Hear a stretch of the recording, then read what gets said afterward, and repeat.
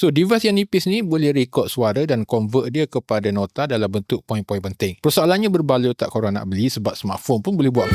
Ini adalah Plugno, AI recorder yang boleh record dengan dua cara. Cara pertama ialah korang record terus depan-depan macam meeting, kelas, podcast. Letak je kat atas meja, dia tangkap audio sekeliling. Yang kedua ialah korang berekod panggilan telefon. Lekat je plug ni kat phone masa tengah call dan dia akan rakam melalui sistem getaran VCS. Dia boleh convert kepada teks dalam 112 jenis bahasa. Serah kepada AI untuk buat nota yang lebih proper. Jadi bila plug ni berbaloi, sesuai kalau korang jenis yang selalu ambil nota, sekretari ataupun PA yang selalu attend meeting, student yang perlukan transkrip dalam kelas, ataupun siapa sahaja yang perlukan PA digital personal. Yang kedua berbaloi kalau korang nak dedicated device. Satu device yang tak mengganggu urusan harian dekat dalam smartphone. Kadang ada rakaman yang penting, korang tak nak gangguan WhatsApp, call. Plug ni sendiri pun ada bateri dan storage sendiri 64GB 30 jam berterusan. Saiz dia pun kecil, datang sekali dengan magnetic holder. Kalau korang rasa Note ni kena dengan keperluan korang ataupun korang memang nak cuba benda ni, korang boleh check it out link yang aku sediakan.